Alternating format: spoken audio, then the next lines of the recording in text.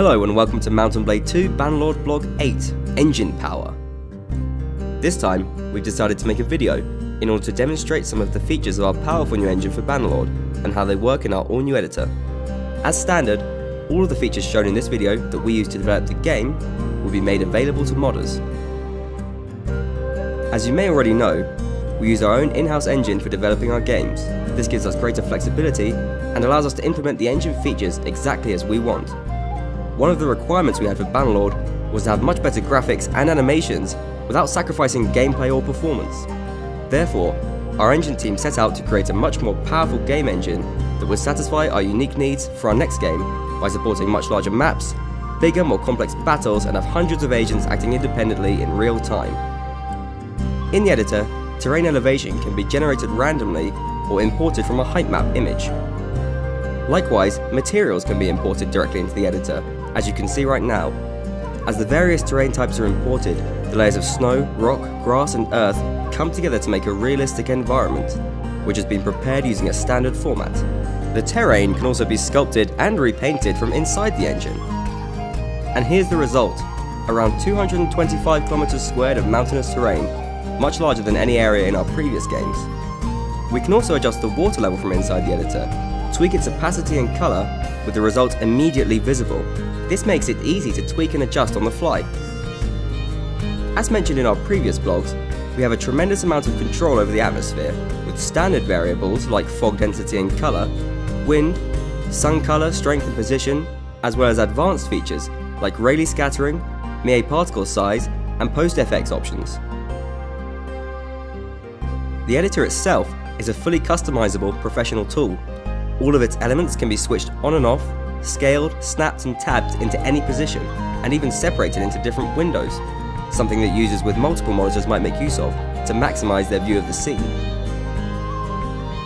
Flora painting is something we've mentioned before, but it's illustrated much better in video. Here we're making use of the layer flora option, where flora can be added directly into a texture paint layer. This allows for adjustment of the flora type and density to be made after painting it onto the terrain.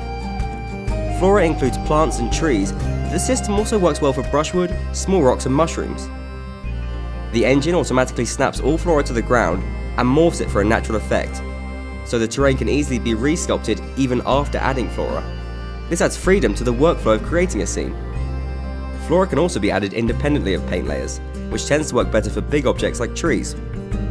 They can be placed individually with a hotkey, or painted to create forests in a matter of seconds. We can also paint custom materials directly onto objects placed in the scene. This provides extra freedom to the scene creator, since it's all handled inside the engine.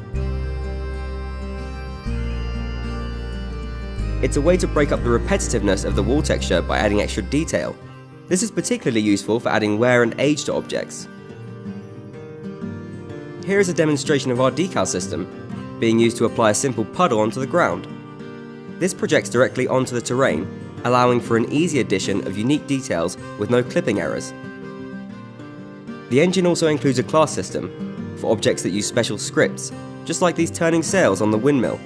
Parameters of the script can also be changed inside the editor. Rotation speed in this example. There are more advanced uses for this feature, beyond simple motion, but we'll save talking about those for another time.